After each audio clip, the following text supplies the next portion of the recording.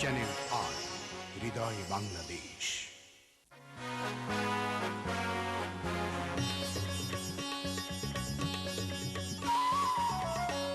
আপনারা দেখছেন channel I. সুপ্রিয় দর্শকবৃন্দ, আপনাদের জন্য এখন রয়েছে অ্যাপোলো টেলিপ্রেসক্রিপশন। অনুষ্ঠানটি চ্যানেল আই স্টুডিও থেকে সরাসরি সম্প্রচার করা হচ্ছে। উপস্থাপনা করছেন ডক্টর সজল আশফাক। আপনারা এতে অংশগ্রহণ করতে পারেন টেলিফোনের মাধ্যমে।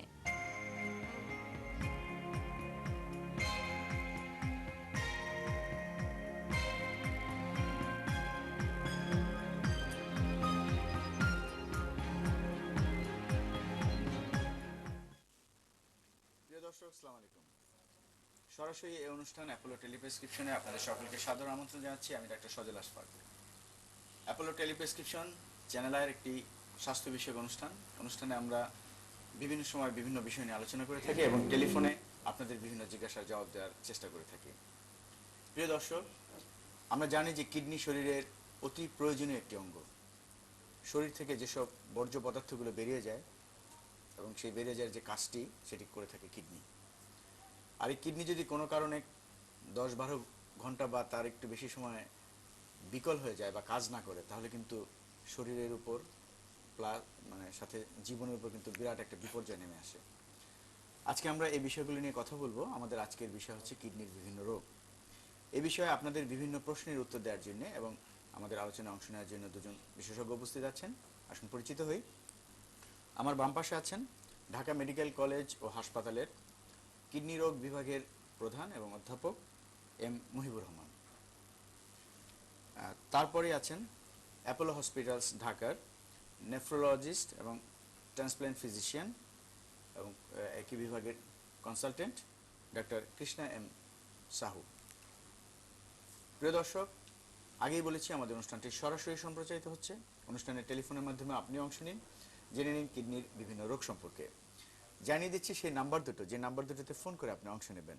নাম্বার দুটো হচ্ছে 01713004444। আরেকটি নাম্বার হচ্ছে 01711567100। আপনাদের ফোনের অপেক্ষায় রইলাম। ততক্ষণে আমরা আজকের বিষয়ে কিছুটা আলোচনা করব। আমি প্রথমেই প্রফেসর এম মুহিবুর রহমান, আপনার কাছে জানতে চাইব যে কিডনি শরীরের প্রয়োজনীয় একটি অঙ্গ, আমরা সবাই জানি, কিন্তু এটা কেন প্রয়োজনীয়, এটার কাজটা কি, কিডনি কি কাজটা করে থাকে শরীরের? খুবই গুরুত্বপূর্ণ প্রশ্ন। কিডনি, অনেকে মনে করেন কিডনির একমাত্র কাজ হচ্ছে আমাদের প্রতিদিন আমাদের শরীরে যেসব দূষিত পদার্থ তৈরি হচ্ছে সেই সব দূষিত পদার্থগুলিকে শরীর থেকে প্রস্রাবের সঙ্গে বের হয়ে যাওয়া। এটি কিডনির প্রধান কাজ হলো, এটি কিডনির একমাত্র কাজ নয়। এটি ছাড়াও কিডনি আরও অনেক গুরুত্বপূর্ণ কাজ করে থাকে। যেমন আমাদের শরীরের অভ্যন্তরীণ যে পরিবেশ, সেই পরিবেশে ভারসাম্য রক্ষা করাও কিডনির কাজ। ধরেন আপনার শরীরে কতখানি পানি থাকবে, কতখানি লবণ থাকবে, সেটাও কিডনি নিয়ন্ত্রণ করে থাকে। মনে করেন আপনি বেশি পানি খাচ্ছেন, তখন কিডনি আপনার শরীর থেকে প্রস্রাবের সঙ্গে সেই পানি বের করে দিবে। কিংবা আপনার শরীরে যদি পানি ধরে রাখার প্রয়োজনীয়তা দেখা দেয়, মানে আপনি খুব গরম আবহাওয়াতে কাজ করছেন, তখন কিডনি প্রস্রাবের পরিমাণ কমিয়ে শরীরে পানি ধরে রাখে। সুতরাং কিডনি আমাদের শরীরের অভ্যন্তরের যে পরিবেশ সেটিকে রক্ষা করে। এছাড়াও কিডনি আরও কতগুলো গুরুত্বপূর্ণ কাজ আছে। যেমন আমাদের রক্তচাপ নিয়ন্ত্রণে কিডনি একটি গুরুত্বপূর্ণ ভূমিকা পালন করে। সেই জন্যে কিডনি রোগ হলেই মানুষ উচ্চ রক্তচাপে ভুগে থাকেন। এছাড়া আমাদের শরীরে হিমোগ্লোবিন তৈরিতে কিডনি একটি হরমোন তৈরি করে থাকে, যেটাকে বলা হয় এরিথ্রোপয়েটিন, এবং এই হরমোনটি আমাদের শরীরে রক্ত তৈরিতে সাহায্য করে। এবং যার জন্যে কিডনি রোগ হলে এই হরমোনের অভাবে মানুষ রক্তশূন্য হয়ে যায়। এছাড়া আমাদের যে অস্থি বা হাড় আছে, সেই হাড়ের সুস্বাস্থ্য রক্ষায়ও কিডনির একটি গুরুত্বপূর্ণ ভূমিকা আছে। সুতরাং বুঝতেই পারছেন কিডনি আমাদের শরীরে অত্যন্ত গুরুত্বপূর্ণ প্রয়োজনীয় একটি অঙ্গ। তো দর্শকের ফোন এসে গেছে, আমরা একটু আলোচনায় ফিরে আসবো। ফোনটা নিচ্ছি। হ্যালো হ্যালো, আসসালামু আলাইকুম। আসসালাম। আচ্ছা ভাই, আমি টাঙ্গাইলের ঘাটাল থেকে বলছি, প্লিজ। জি বলুন, বলুন আপনার প্রশ্ন বলুন। হ্যাঁ, আমার প্রশ্নটা হচ্ছে আপনার কিডনি যে অচল হচ্ছে বা কিডনির যে সমস্যাগুলো প্রাথমিকভাবে আমরা কিভাবে এটা ধরতে পারবো, প্লিজ? আপনার প্রশ্নের জন্য আমি ডক্টর কৃষ্ণা আপনার কাছে জানতে চাইবো যে এইমাত্র যে দর্শক ফোন করলেন যে কিডনির যেসব সমস্যাগুলি হয়, বিভিন্ন রকম সমস্যাগুলো হয়, সেক্ষেত্রে উপসর্গগুলো কি, কিভাবে এটা প্রেজেন্ট করে? যে কিডনি সমস্যা আর্লি স্টেজ হলে ওটা কোনো স্পেসিফিক লক্ষণ হয় না। আচ্ছা কিডনি সমস্যা অ্যাডভান্স হলে তাহলে লক্ষণ পাওয়া যায় যে খাবার খিদা কম লাগে, বমির ভাব হয়, বমি হয়, খুবই দুর্বলতা লাগে, ভালো লাগে না, প্রস্রাবের পরিমাণ কমে যায়, আচ্ছা মাঝে মাঝে শ্বাসকষ্ট হয়, রক্ত শূন্যতা হয়ে যায়। এটা সবগুলো যে কিছু লক্ষণ আছে ওটা অ্যাডভান্স স্টেজ হলে হয়। আর্লি স্টেজে আনফরচুনেটলি কিছু দেখা যায় না। তাই জন্য ওটা যদি আপনাকে ডায়াবেটিস আছে অথবা হাইপারটেনশন আছে, এই দুইটা যে কারণ আছে খুবই কমন।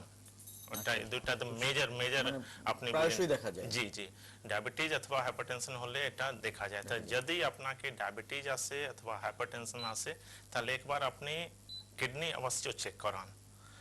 অনেকবার আমি রোগী দেখছি যে ডায়াবেটিস ছিল 10 বছর 15 বছর ছিল, কিডনি চেক আমি করালাম না, এখন করলাম, তাহলে খুবই অ্যাডভান্স স্টেজ আছে। দেখা যাচ্ছে কিডনি অলরেডি অনেক ক্ষতি হয়ে গেছে কিডনি। তো প্রথমবার যে কোনো টাইম ডায়াবেটিস অথবা হাইপারটেনশন আপনি জানলেন আছে, ওটা একবার কিডনি অবশ্যই আপনি চেক করান। মানে তার কিডনি কার্যকারিতা জানা দরকার জি, যদি জি। কারো হাইপারটেনশন থাকে জি। বা ডায়াবেটিস থাকে। জি। এখানে আমি একটু যোগ করতে চাই, সেটা হচ্ছে যে উনি যেটা বললেন যে প্রাথমিক অবস্থায় বোঝা যায় না, সেটা আসলে ক্রনিক রেনাল ফেলিওর বা ধীর গতিতে কিডনি বিকল রোগীদের জন্য। কিন্তু যদি আমাদের অনেক সময় আমাদের অনেকগুলো কারণ আছে যেখানে আমাদের হঠাৎ করে কিডনি বিকল হয়ে যায়, যেটাকে আমরা বলি অ্যাকিউট রেনাল ফেলিওর, সেক্ষেত্রে কিন্তু উপসর্গ খুব তাড়াতাড়ি দেখা যায়। যেমন ধরেন শরীরে পানি জমে যাওয়া, শরীর ফুলে যাওয়া, প্রস্রাব লাল রঙের প্রস্রাব হওয়া বা ঘন ঘন প্রস্রাব হওয়া, প্রস্রাবে জ্বালা পোড়া, এছাড়া পিঠের পেছনের দিকে ব্যথা, তাছাড়া উনি যেগুলো বললেন যে ক্ষুধামন্দা, বমি, এগুলোর সঙ্গে শারীরিকভাবে এগুলো শারীরিকভাবে থাকতে হ্যাঁ। পারে। সুতরাং বিশেষ করে কিডনি রোগের প্রাথমিকভাবে অনেকেরই মুখ ফুলে যায়। মুখ ফুলে যাওয়াটা যে মানে কারণ আমরা বলি চোখের পাতা ভারী নিচের হয়ে পাতা, যাওয়া, ভারী হয়ে চোখের যাওয়া, নিচের পাতা বিশেষ ভারী। করে সকালে ঘুম থেকে ওঠার পরে নিচের পাতা ফুলে যাওয়া, এগুলো প্রাথমিকভাবে অনেক বোঝা যেতে অনেকেই মনে করে। পাওয়া যায়। তবে উনি যেটা বললেন এটাও আমাদের মনে রাখা দরকার, যারা ডায়াবেটিস কিংবা উচ্চ রক্তচাপে ভুগছেন তাদের কিন্তু একটা নিয়মিত সময় পরপর কিডনির রোগ হচ্ছে কিনা আচ্ছা, সেটা আচ্ছা, পরীক্ষা করা পরীক্ষা দরকার। করা। আচ্ছা আপনি বললেন যে হঠাৎ কিডনি বিকল হওয়া, যেটা হঠাৎ কিডনি রোগ যেগুলো, সেক্ষেত্রে আপনি যে উপসর্গগুলোর কথা বললেন, কিন্তু আমার কথা হচ্ছে যে এই উপসর্গগুলো যে হচ্ছে যে কোন কোন সমস্যার ক্ষেত্রে হচ্ছে, মানে হঠাৎ কিডনি বিকল হঠাৎ কিডনি মানে বিকল commonly কোন কোন? যেসব কারণে হয়ে থাকে তার মধ্যে কয়েকটি রোগ আছে। একটি রোগ হচ্ছে যে আমাদের শিশুদের অনেকেরই খোসপাত্রা থাকে। আচ্ছা, আচ্ছা। সেই খোসপাত্রাতে এক ধরনের রোগ জীবাণু scabies বলি আমরা। স্ক্যাবিস যেটাকে বলি আমরা, সেখানে এক ধরনের রোগ জীবাণু স্ট্রেপ্টোকক্কাস ইনফেকশনের পরে হঠাৎ করে কিডনি বিকল হয়ে যেতে পারে। আচ্ছা, আচ্ছা। এবং গলা প্রদাহ, গলা ব্যথা, টনসিলাইটিসের পরেও সেটা হতে পারে। আচ্ছা, আচ্ছা। এছাড়া অতিরিক্ত ডায়রিয়ার পরে পানি শূন্যতার জন্য হঠাৎ করে কিডনি বিকল হয়ে যেতে পারে। রক্তক্ষরণ হয়েও কিডনি বিকল মানে হতে এই পারে। রক্তক্ষরণ বললেন, যেটা আমি একটু বলি যে রক্তক্ষরণ, এখন ধরেন রোড ট্রাফিক অ্যাক্সিডেন্ট যদি হয়, সেক্ষেত্রে যদি অনেক রক্তক্ষরণ হয়, সেক্ষেত্রে সেখানে হতে কিডনি পারে- হঠাৎ করে কিডনি বিকল হয়ে হতে যেতে পারে। পারে। একই সাথে যদি বলি অপারেশনে যদি রক্তক্ষরণ অপারেশনের হয়, প্রচুর রক্তক্ষরণ হলে সেখানে কারণ আমরা কিডনি দেখি বিকল অনেক হয়ে সময় যেতে যে পারে। অপারেশনের জি, পরে অপারেশনের একটা পরে। কমপ্লিকেশন ডেভেলপ করে। এছাড়া আরেকটি কারণ আমি জি, এখানে জি। বলতে চাচ্ছি, সেটা হচ্ছে ঔষধ খাওয়ার জন্য। ঔষধ খাওয়ার খুব জন্য কিছু important। কিছু ঔষধ, আমাদের দেশের জি, লোকের জন্য। আমাদের দেশে, কারণ আমাদের দেশে অনেক লোকই ফার্মেসি থেকে নিজেরাই ঔষধ কিনে খান, যে কারণে অনেকের হঠাৎ করে কিডনি বিকল হয়ে যেতে পারে। আমি বিভিন্ন ডক্টর ঔষধ কৃষ্ণ আপনার কাছে আসছি, যে আপনি আমাদেরকে বলবেন কি আমাদের দেশের লোকজন কিন্তু হরহামেশায় নিজে ওষুধ কিনে খেতে পারে, মানে আমি বলবো এটা একদিকে সুবিধা, একদিকে কিন্তু বিরাট অসুবিধা। জি, জি, জি। তো এই যে ওষুধ কিনে খাওয়ার প্রবণতা, এবং আমরা জানি যে ব্যথার ওষুধ যেগুলো আছে, জি, পেইন কিলার, জি। তো এইগুলি যদি খায় তাহলে সেক্ষেত্রে কিন্তু কিডনির সমস্যা হতে পারে। এক্ষেত্রে কি ধরনের সমস্যা হতে পারে? এই যেটা ওই ব্যথা কমানোর ওষুধ খেলে কি ধরনের কিডনির সমস্যা হতে পারে, আমাদের যদি একটু আইডিয়া দেন। ব্যথার জন্য ওষুধ যে আছে একটা পার্টিকুলার গ্রুপ আছে, ওটা NSAID বলা যায়, হ্যাঁ, non-steroidal non steroidal anti inflammatory. আর একটা সেকেন্ড গ্রুপ আছে রিলেটেড গ্রুপ, এটা বলা যায় COX-2 ইনহিবিটর। আচ্ছা ওটা আমার মনে হয় যে আমাদের একটু আমরা বিশদভাবে আলোচনা আসবো এটা জি, নিয়ে। জি, আমি জি। দর্শকের ফোনটা নিয়ে নিই জি, তার জি, আগে। জি। হ্যালো, হ্যালো, আসসালামু আলাইকুম। হ্যাঁ বলুন। হ্যালো, হ্যাঁ শুনছি, বলুন। আমার মার 2 বছর আগে কিডনি অপারেশন হয়েছে, এটা কিডনি ফেলে দিয়েছে। আচ্ছা, আচ্ছা। বাট ইদানিং তার হঠাৎ করে পেটের নিচে ব্যথা প্রচুর, হুম, প্লাস জ্বর উঠছে। আচ্ছা। এটার জন্য আমি ডাক্তারের কাছে একটা পরামর্শ চাচ্ছি। আর কোনো সমস্যা আছে সাথে? উনি কি ডায়াবেটিক বা ওনার কি উচ্চ রক্তচাপ না আছে? না, ওনার কোনো ডায়াবেটিস নেই, উচ্চ রক্তচাপ আচ্ছা এই আচ্ছা 2 বছর কি ভালো ছিলেন? এই যে কিডনি ফেলে দিয়েছে হ্যাঁ কিন্তু লেফট সাইডের বাম আচ্ছা। সাইডের কিডনি একটা ফেলে দিয়েছিলাম। আচ্ছা অপারেশনের পরে গত 2 বছর উনি কি ভালো ছিলেন? হ্যাঁ 2 বছর তার ওষুধ ছিল, ভালো ছিল, বাট ইন্ডিয়ান থেকে অপারেশন করায় তাকে কোনো ওষুধ খেতে দেওয়া হয়নি। আচ্ছা আচ্ছা এখন তার হঠাৎ করে রাত্রিবেলা জ্বর উঠছে, হ্যাঁ। তার পেটে ব্যথা প্রচুর, সেজন্য আমি তো ডাক্তারের কাছে পরামর্শ হ্যাঁ চাচ্ছি। প্রফেসর কোন প্রশ্ন করবেন কি? হ্যাঁ, আপনি পেটে কোন জায়গায়, পেটের নিচের দিকে? পেটের কোন জায়গাটায় প্লিজ বলবেন? পেটের উপরে, মানে একটু বুকের নিচের সাইডটা, ডান পাশে না বাম পাশে? বাঁ পাশে। বাম পাশে। আর হাত পা প্রচুর ব্যথা, বাঁ সাইডটা ব্যথা করছে না। ওনার কি মুখ টুক ফুলে গিয়েছে বা পায়ে পানি এসেছে এরকম কিছু আছে? না না, পায়ে পানি আসেনি, বাট তার মুখ ফ্যাকাশে হয়ে গিয়েছে। আচ্ছা আচ্ছা উনি একটা কিডনি ফেলে দিয়েছেন, জি, যদি আরেকটা কিডনি সুস্থ থাকে তাহলে ওনার স্বাভাবিক জীবনযাপনে কোনো সমস্যা হওয়ার কথা না। তা এখন ওনার যে পেটে ব্যথা হচ্ছে এবং জ্বর হচ্ছে, সেটা ওই কারণে হচ্ছে না অন্য কোনো কারণে হচ্ছে, সেটা নির্ণয় করা দরকার।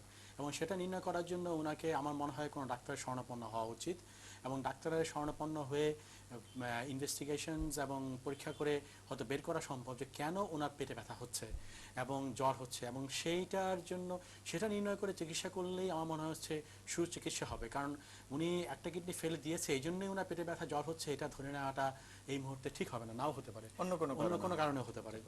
আর কিডনি ফেলে দেওয়ার পর উনি 2 বছর ভালো ছিলেন, সুতরাং যদি কিডনি ফেলে দেওয়ার অপারেশনের কমপ্লিকেশনের জন্য হয়ে থাকতো তাহলে এই 2 বছর উনি ভালো থাকতেন না। সুতরাং মনে হচ্ছে যেটা একটু ভালো করে ইনভেস্টিগেট করা উচিত এবং ডাক্তারের শরণাপন্ন হয়তো হওয়া অন্য উচিত। কোনো সমস্যা। অন্য কোনো সমস্যা হওয়ার সম্ভাবনা আছে। জি ধন্যবাদ আপনার প্রশ্নের জন্য। ডাক্তার কৃষ্ণ, আমরা জি। শুনছিলাম যে ব্যথার ওষুধ, ব্যথা কমানোর ওষুধে জি, জি, কিডনির কি কি সমস্যা হতে পারে? জি। তা আপনি বলছিলেন যে এনএসআইডি এবং কক্স 2 ইনহিবিটর, জি জি জি। আমি বলতে চাই এই দুইটা গ্রুপের ড্রাগ যে আছে ওটা কিডনিতে খুবই ক্ষতি করে, ওটা মাঝে মাঝে কি মাত্রায় খেলে ক্ষতি হতে পারে? জি। এই দুইটা গ্রুপে ইভেন সিঙ্গেল ট্যাবলেট, একটা ট্যাবলেট খেলে মাঝে মাঝে দেখা যায় যে অ্যাকিউট রিনাল ফেলিয়ার বলা যায়, হঠাৎ কিডনি কাজ করে বন্ধ করে দেয়। পার্টিকুলারলি যদি পেশেন্টে কোনো জ্বর আছে, ডায়রিয়া আছে, কোনো ডিহাইড্রেশন আছে, তাহলে এই গ্রুপের ওষুধ অ্যাভয়েড করা খুবই খুবই বেশি দরকার। আদারওয়াইজ লং টার্ম খেলে 1 বছর 2 বছর খেলে তাহলে কিডনি আস্তে আস্তে আস্তে আস্তে কাজ কম করে। জি। পার্টিকুলারলি যদি আপনি এনএসএড আর প্যারাসিটামল কম্বিনেশন খাচ্ছেন, তো কম্বিনেশনে ওটা আরো বেশি ক্ষতি করে। আচ্ছা আচ্ছা জি। তো আপনি এর সাথে কিছু যোগ করতে চান কিনা? উনি এনএসআইড বলেছেন, কিন্তু আমার দর্শকদের সুবিধার্থে আমি এটা বলতে চাচ্ছি, এনএসআইড মানে যে ওষুধগুলো আমরা সচরাচর ব্যথার জন্য খেয়ে থাকি, যেমন অ্যাসপিরিন, ডিসপ্রিন, ক্লোফেনাক, ভলটারিন, ডাইক্লোফেন, বিভিন্ন নামে আছে। এই ওষুধগুলো আমাদের কক্সের ব্যবহার তো কমে কক্স টু, যেমন সেলেকক্সিব, যেমন আগে একটা ওষুধ পাওয়া যেত ভেগা নামে, রেফোকক্সিব, সেটা কিন্তু বাজার থেকে তুলে নেওয়া হয়েছে এই কারণেই, কিডনি সমস্যার জন্য। সুতরাং এই ধরনের ঔষধ যেগুলো আপনার আমাদের অনেক রোগীরাই দোকান থেকে নিজেরাই কিনে খেয়ে থাকেন, অনেক ব্যথা রোগী আছেন যারা ব্যথা রোগী আছে বাসায়, সুতরাং তাদের একটু সাবধান হওয়া উচিত, কারণ এই ধরনের ঔষধে কিডনির সমস্যা হতে পারে এবং হঠাৎ করে কিডনি বিকল হয়ে যেতে পারে। তাহলে এই ব্যথা কমানোর ওষুধের মধ্যে আপনি সেফ কোনটাকে মনে করেন? কোন ধরনের ওষুধ সবচেয়ে সেফ? প্যারাসিটামল সেফ, প্যারাসিটামল অনেকটাই হ্যাঁ। সেফ, কারণ প্যারাসিটামল এই ধরনের সমস্যা কম হয়। এছাড়া আর কিছু ওষুধ আছে, ট্রামাডল, যেটা ট্রামাল কিংবা অন্য নামেও পাওয়া যায়, সেই ট্রামাডল সেফ, এগুলোতে কিডনির সমস্যা হয় না। আচ্ছা আচ্ছা তো দর্শক আরেকটি ফোন নিচ্ছি। হ্যালো। হ্যাঁ আসসালামু আলাইকুম। ওয়ালাইকুম আসসালাম। আমার নাম শাহ আলম, মিরপুর থেকে বলছি। জি, আপনি টেলিভিশনের ভলিউমটা একটু কমিয়ে দিন, বলুন। আমি জানতে চাচ্ছি যে একটা কিডনি সমস্যার জন্য ইউরিয়া ক্রিয়েটিনিন করলে কি না মোটামুটি প্রাথমিক পর্যায়ে? ধন্যবাদ আপনার প্রশ্নের জন্য। কিডনি সমস্যা জানার জন্য ইউরিয়া ক্রিয়েটিনিন যথেষ্ট কিনা? ইউরিয়া ক্রিয়েটিনিন একটা গুড ইন্ডিকেটর আছে, কিন্তু যথেষ্ট না। আরো কিছু পরীক্ষা করতে হবে, ইউরিন টেস্ট করতে হবে, আল্ট্রাসাউন্ড করতে হবে, আল্ট্রাসাউন্ড কিডনিটা আরো ডিপেন্ড করে, আরো কিছু টেস্ট লাগে, কিন্তু শুধু ইউরিয়া ক্রিয়েটিনিন করলে মাঝে মাঝে আপনি সবে রোগ ধরাতে পারে না। আমি এখানে একটু যোগ করি, আমার মনে হচ্ছে সবচেয়ে ইম্পর্টেন্ট ইনভেস্টিগেশন হচ্ছে ইউরিনের রুটিন এক্সামিনেশন, কারণ রুটিন এক্সামিনেশনেই আমরা অনেক কিডনি সমস্যা আছে কিনা সেটার সময় ধারণা পেতে পারি। ইউরিয়া ক্রিয়েটিনিনও কিডনি কেমন কাজ করছে সেটা সম্বন্ধে ধারণা পেতে পারি। কিন্তু আমাদের একটা জিনিস মনে রাখা দরকার, যখন ধীর গতিতে কিডনি বিকল বা ক্রনিক রেনাল ফেলিওর হয় তখন কিডনির কার্যকারিতা 50 ভাগ কমে না গেলে ইউরিয়া ক্রিয়েটিনের লেভেল বাড়ে না। সুতরাং ইউরিয়া ক্রিয়েটিন লেভেল একমাত্র ইন্ডিকেটর হিসেবে ধরলে অনেক সময় আমরা রোগ নির্ণয়ের ক্ষেত্রে আমাদের দেরিও হতে পারে। সুতরাং সব কিছু মিলিয়েই আমাদেরকে অ্যাসেস করতে হবে, যেমন পেশেন্টের উপসর্গ কেমন আছে, পেশেন্ট কিডনি রোগ হওয়ার কোনো কারণ আছে কিনা, এবং পেশেন্টের ইউরিন এক্সামিনেশনে কি পাওয়া যাচ্ছে, ইউরিয়া ক্রিয়েটিনের লেভেল কেমন, সব কিছু মিলিয়েই আমাদেরকে পেশেন্টের কিডনি সমস্যা আছে কিনা সেটা নির্ণয় করতে হবে, প্লাস কিডনি আলট্রাসোনোগ্রাম যেটা বললেন সেগুলো করতে হবে। আচ্ছা, তো ডক্টর কৃষ্ণা আসার আগে আমি একটু দর্শকদের বলতে চাই যে প্রিয় দর্শক, আজকে আমাদের যে অতিথি চিকিৎসক আছেন ডক্টর কৃষ্ণা, উনি ভারতের বিহারের অধিবাসী, যে কারণে ওনার যিনি বাংলা বলছেন বাংলাটা একটু ভাঙা ভাঙা বলছেন, তারপর উনি অনেক সুন্দরভাবে চেষ্টা করছেন। তো আমি কৃষ্ণা আপনার কাছে আসবো, দর্শকের ফোন বোধহয় এসে গেছে, ফোনটা নিচ্ছি, আপনার কাছে আবার আসবো। জি, হ্যালো, আসসালামু আলাইকুম। জি, আসসালামু আলাইকুম। আমি কেরানীগঞ্জ থেকে মতিউর রহমান বলছি। জি বলুন মতিরাম সাহেব। জি, আমি জানতে চাচ্ছি যে রাতে জি। মানে 10টার দিকে ঘুমালে ভোর 6টা পর্যন্ত মাঝে কয়বার প্রস্রাব হওয়া এটা মানে বাঞ্ছনীয়? একটু ভিন্ন ধরনের প্রশ্ন। প্রস্রাব হওয়াটা নিয়ে উনি চিন্তিত যে কতবার প্রস্রাব হওয়া উচিত। আপনারা দুজনেই আছেন, বলুন। আচ্ছা, আমি শুরু করি। ব্যাপারটা হলো যে আপনার রাতে কবার প্রস্রাব হবে সেটা আসলে নির্ভর করে আপনি রাতে কি পরিমাণ পানি খাচ্ছেন তার উপর, এবং আরো দু একটি অসুখ আছে সেগুলো আমি বলবো। অনেকেরই রাতে 12টার সময় ঘুমালে সকাল 6টা বাজে ওঠার মধ্যে ওনারা প্রস্রাব করতে ওঠেন না। এটাই স্বাভাবিক, এটা অনেকেই ওঠেন না রাতে ঘুমের মধ্যে। এটা কোনো সূচক না যে কতবার হতে হবে, এতে আসলে কিছু বোঝায় না যে আপনার কিডনি অসুখ আছে কি নেই। তবে আপনি যদি রাতে ঘুমানোর আগে অনেক পরিমাণ পানি খেয়ে ঘুমান তাহলে আপনার রাতে কয়েকবার উঠতে হতে পারে। সুতরাং এটা আসলে নির্ভর করছে আপনি রাতে ঘুমানোর আগে কি পরিমাণ পানি খাচ্ছেন তার উপর। এছাড়া কতগুলো অসুখ আছে, যেমন বৃদ্ধ বয়সে আমাদের পুরুষদের প্রোস্টেট গ্ল্যান্ড বড় হয়ে যায়। যাদের প্রোস্টেট গ্ল্যান্ড বড় হয়ে যায় তারা কিন্তু রাতের বেলা বেশ কয়েকবার ওঠেন প্রস্রাব করার জন্য, কারণ আমরা প্রস্রাব করার তাগিদ অনুভব করেন সেই জন্য। কিন্তু মানে ঠিক ইচ্ছামতো প্রস্রাবটা হয় না, যতটুকু পরিমাণ হয়তো খুব বেশি না, কিন্তু প্রস্রাবের তাগিদ অনুভব করার জন্য বারে বারে ওঠেন। এছাড়া যাদের ডায়াবেটিস আছে তারাও রাত্রিবেলা বারে বারে প্রস্রাব করতে উঠতে পারেন। এছাড়া কিডনির রোগ হয়, যদি রোগ হয়, যেমন ধরেন যেটা আমরা বলেছি যে ক্রনিক রেনাল ফেলিয়ার বা ধীর গতিতে কিডনি বিকল হয়ে যাওয়া, সেখানেও কিন্তু রাত্রে বারে বারে প্রস্রাব করার জন্য উঠতে হতে পারে। সুতরাং রাত্রে বেশিবার উঠতে হলেই যে আপনার কিডনি রোগ আছে সেটা ধরে নেওয়া ঠিক না। এবং তবে কিছু কিছু অসুখের জন্য রাত্রে বারে বারে প্রস্রাব হতে পারে। ডক্টর কৃষ্ণা কিছু বলতে চান কিনা সেটা? ঠিক আছে, নরমাল আছে যে একবার আপনি না ওঠেন অথবা একবার ওঠেন, ওটা কনসিডার এই প্রসঙ্গে আমার একটা প্রশ্ন আছে, সেটা হচ্ছে যে এটা হলো প্রস্রাব করার বিষয়, কিন্তু আমরা প্রায়শই কিন্তু শুনি যে কিডনি ভালো রাখার জন্য প্রচুর পানি খাওয়া দরকার।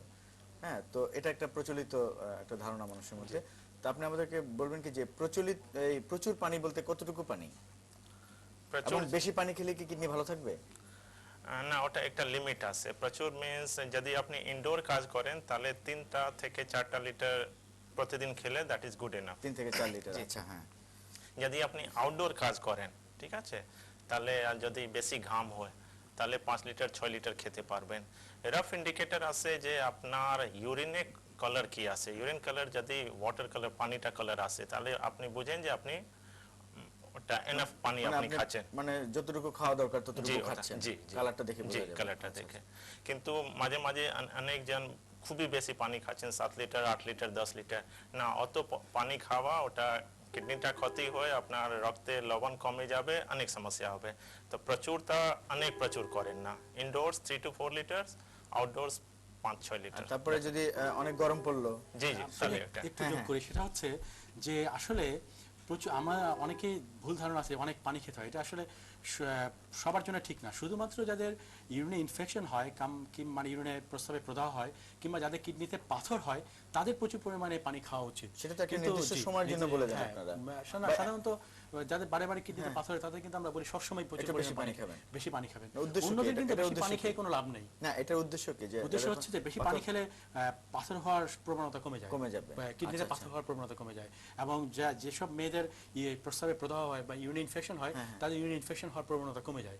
সেজন্য তাদেরকে আমরা বলি, কিন্তু সবার বেশি পানি খেয়ে আসলে কোনো লাভ নেই। মানে একজন সবাই- সুস্থ মানুষ, একজন সুস্থ মানুষের পরিমিত পরিমাণ পানি খেলে যথেষ্ট, যেটা উনি বললেন 3 থেকে 4 লিটার বেশি হলে। না, একই সাথে ওই যে ইউরিনের কালারটা লক্ষ্য যে রাখার ইউরিন বিষয়। কালারটা আপনি দেখেন, ইউরিন কালার যদি যদি আপনি খুব দেখেন, গরম পড়লো, ঠিক আছে, খুব গরম পড়লে আপনি একটু বেশি খুব খেলাম। ঘেমে যাচ্ছেন তখন বেশি খেলেন। বেশি খেয়ে আবার এখানে কালারটা কিন্তু যখন নরমাল হবে তখন আমার আবার বেশি খাওয়া দরকার কালার নেই। ছাড়াও আরেকটা ভালো ইন্ডিকেটর হচ্ছে পিপাসা।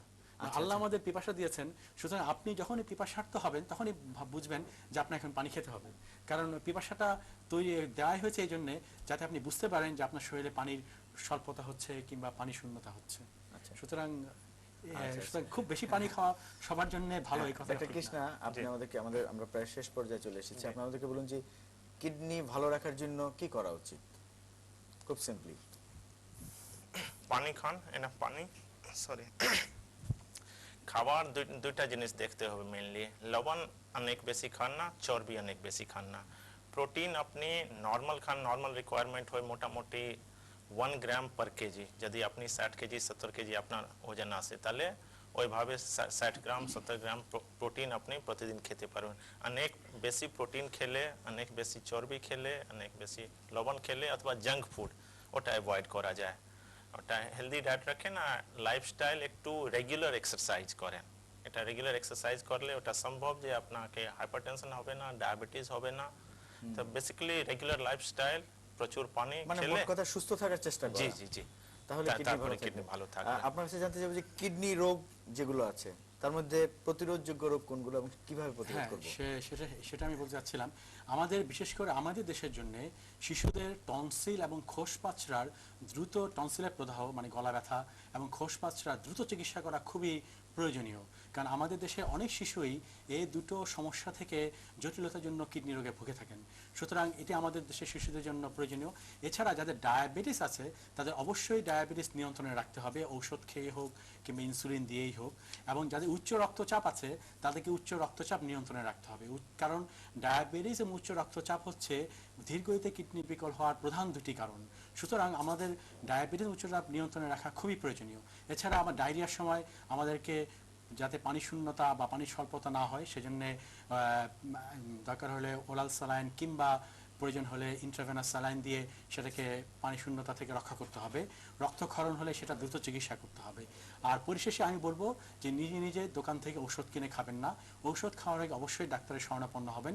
বিশেষ করে ব্যথা ওষুধ খাওয়ার ব্যাপারে আমাদের সবারই সতর্ক হওয়া উচিত। আর কৃষ্ণ, আপনার কাছে জানতে চাই যে আমরা জানি যে কিডনি ফেলিওর বা কিডনি নষ্ট হয়ে যাওয়াটা তো একটা বড় ধরনের মানে শারীরিক বিপর্যয়। জি জি জি। তো সেক্ষেত্রে কারো যদি কিডনি নষ্ট হয়েই যায়, জি। সেক্ষেত্রে তার করণীয় কি? জি, ওটা কিডনি নষ্ট হয়ে গেলে মেইনলি দুইটা চিকিৎসা আছে, একটা ডায়ালিসিস, একটা ট্রান্সপ্ল্যান্ট। ডায়ালিসিস হয় দুই টাইপের ডায়ালিসিস হয়, একটা হিমোডায়ালিসিস বলা যায় আর পেরিটোনিয়াল ডায়ালিসিস বলা যায়।